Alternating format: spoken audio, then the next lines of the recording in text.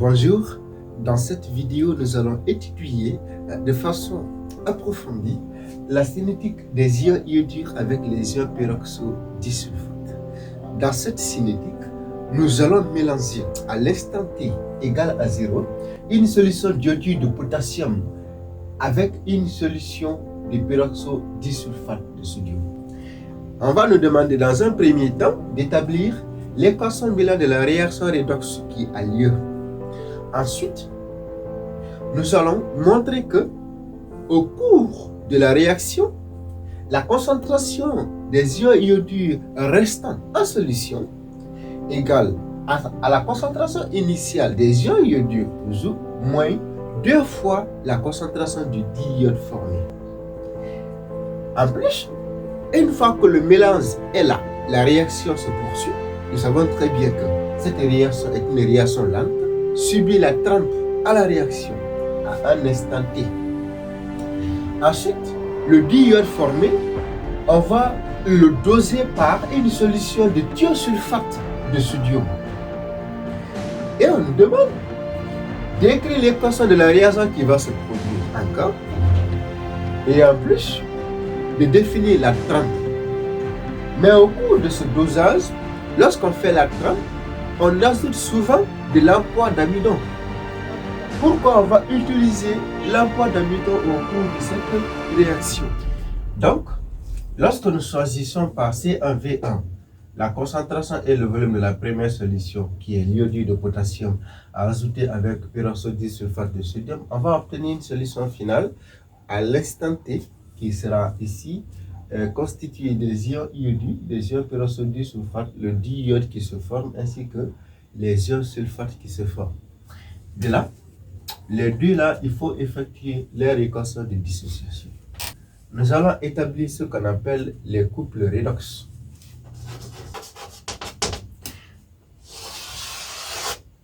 Donc on va noter ça par E1, des ions peroxydisulfate en couple avec les ions sulfate, ils ont un potentiel standard égal à 2,10 volts. Et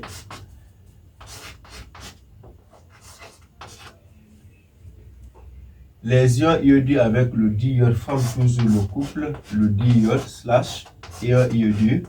Ils ont un potentiel standard de 0,62 volts. Donc, nous connaissons ici le potentiel standard.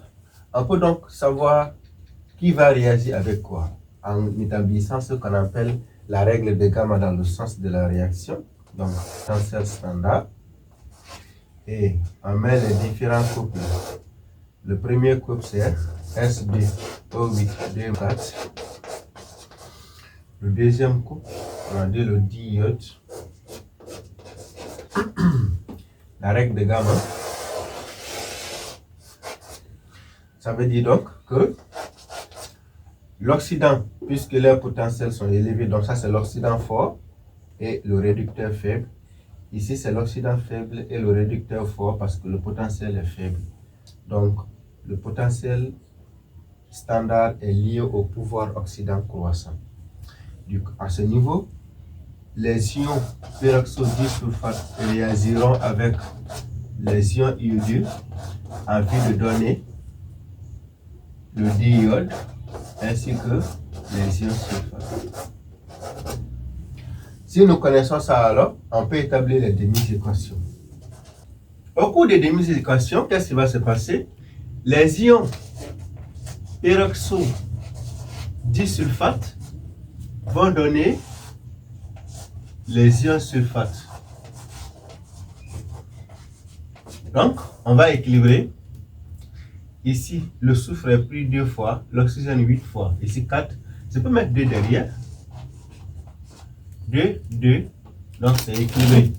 On passe directement au nombre d'électrons. Ici, c'est pris, la charge c'est moins 2. Et là, la charge c'est moins 2 fois 2, ça fait moins 4. Le plus petit rejoint le plus grand, donc ça devient moins 2 plus 4 égale à 2. Donc, on met ici plus 2 électrons. Donc, les ions iodures vont donner le diiode. on met 2 derrière. Ici, on a moins 1 fois 2, ça fait moins 2.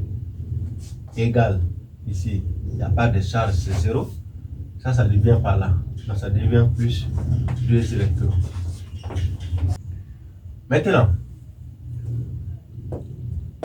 dans le couple diiode avec l'ion iodure, le sens de la réaction nous permet de dire que c'est les ions iodures qui vont donner le diiode.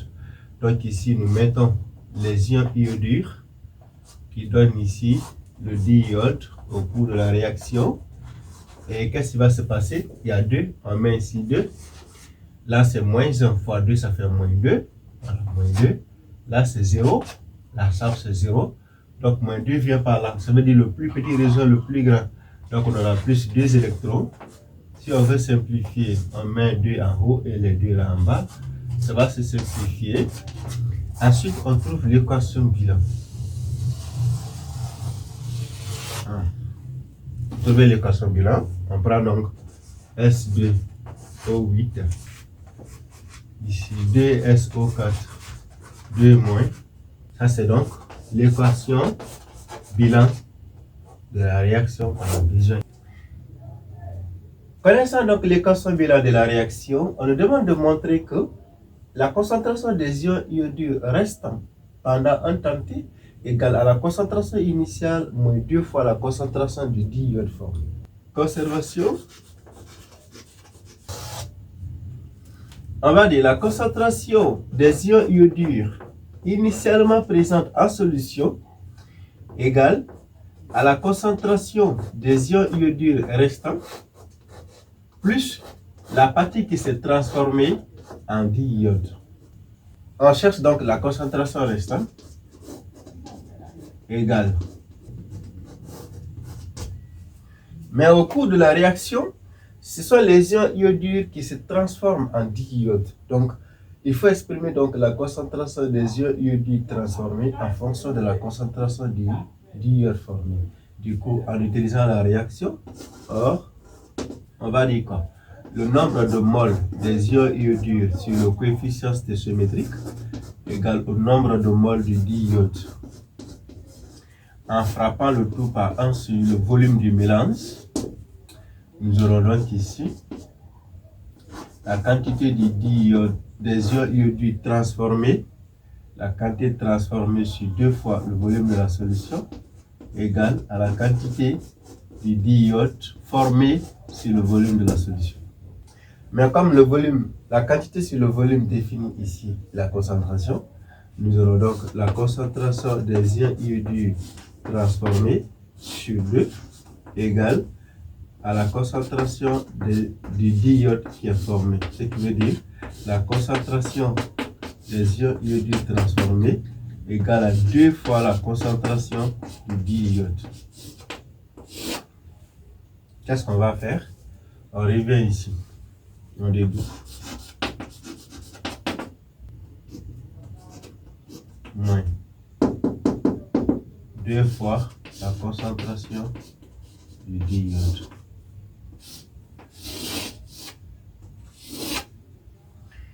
On peut mettre des unité. À ce niveau, lorsque tu veux équilibrer l'équation, il faut d'abord établir les couples redox.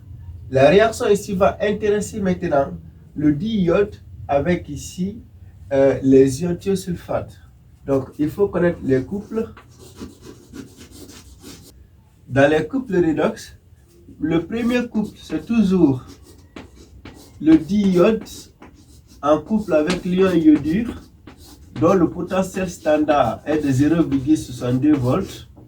Ensuite, le deuxième couple, c'est le couple ion tétrathionate S4O6 2-. L'ion tétrathionate provient de l'acide tétrationique. Sa formule c'est H2S4O6. Voilà. Ensuite, ça sera en couple avec l'ion thiosulfate. Leur potentiel standard, c'est 0,08 volts. Ce qui veut dire, le couple là le diiode devient donc plus oxydant que l'ion tétrathionate. On peut donc connaître ici le sens de la réaction qui va se produire. On fait la règle de gamma, sera donc donné par la règle de gamma. Ce qui veut dire, bien sûr, le diiode qui sera donc présent en solution va réagir avec les ions thiosulfate. Et qu'est-ce qui va se passer? Le diiode va se réduire en ion iodure et l'ion thiosulfate va s'oxyder en ion tétrathionate. Alors on va établir les demi-équations correspondantes, donc connaissant ici que ça donne ça. Le diiode, ça va donner les ions iodures. Mais ici c'est pris 2 fois, donc on met 2. En mettant les nombres de charges, ici on a moins 2, ici on a 0. Ça vient par là, donc on a plus 2 électrons. Bien sûr, l'ion thiosulfate va donner l'ion tétrathionate. Nombre de charge, moins 2 fois 2, ça fait moins 4. Et là, c'est moins 2. Ça vient par là. Ça devient plus 2 électrons. Je peux simplifier. Les ions thiosulfate vont réagir avec le diiode. Et le diiode va se réduire en ion iodure, alors que les ions thiosulfate vont s'oxyder en ion tétrathionate.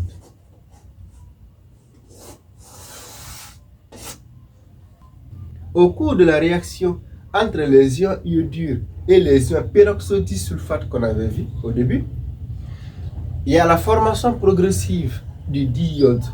Mais un problème. En fait, cette réaction-là, elle est lente.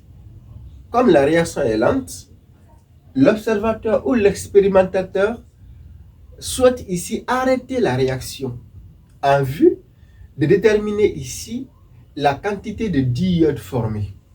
Donc, pour arrêter la réaction, comme nous le savons, que la température est un facteur cinétique, mais si on chute la température, ça peut influencer ici la vitesse de la réaction. Et ici, nous allons prendre donc de l'eau glacée, on met dans la réaction. On chute brusquement la température et cette chute provoque l'arrêt de la réaction. Donc, c'est ce qu'on appelle la trempe. Comment pouvons-nous définir correctement? On va dire donc, la trempe, c'est l'arrêt de la réaction ici entre les ions iodures et les ions peroxodisulfate par l'ajout de l'eau glacée en vue de déterminer la quantité du diode formé. Important. Pourquoi on ajoute toujours au cours de la trempe, on ajoute de l'ampoire d'amidon? Au cours de la réaction entre les ions iodures et les ions peroxodisulfate, lorsque le diode commence à se former progressivement en solution, nous allons voir ici, la solution va commencer à prendre une coloration jaune, due ici à la formation du diode. Dès lors qu'on observe cette coloration jaune, on dit ok, le diode est formé, on va doser ce diode. Donc on va d'abord arrêter la réaction pour ne pas que la réaction se produise. C'est pourquoi on verse de l'eau glacée pour chuter la température. On appelle ça la trempe. Une fois qu'on l'a fait, on ajoute de l'ampoire d'amidon. L'ampoire d'amidon, c'est quoi? Exemple d'ampoire d'amidon, lorsqu'on prend par exemple poudre de manioc sec, qu'on va mettre dans de l'eau chaude, ça va devenir donc une solution colloïdale, sous forme de colle. C'est ça qu'on appelle l'ampoire d'amidon. Maintenant ça, c'est un exemple. Nous allons mettre en solution, là où se trouvait le diode en solution. Dès lors qu'on met de l'ampoire d'amidon, automatiquement vous allez voir la coloration devient brune. Donc la coloration devient brune. Cette coloration brune due à l'ajout de l'ampoire d'amidon permet également de savoir qu'il y a eu ici ce qu'on appelle fixation du diode. Et l'ampoire d'amidon, là, une fois qu'on a utilisé, cela marque ici ou bien indique ici la fin de la réaction. Donc l'utilisation de l'ampoire d'amidon va mettre fin ici à la réaction en vue de déterminer la quantité de diode en solution. Alors nous sommes à la fin de cette vidéo. Essayez, mes amis, chers scientifiques, de commenter nos publications